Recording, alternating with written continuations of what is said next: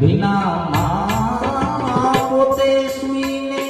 મને સુકામાં સુરડાયો જો મારા આલમના એ છાયા દે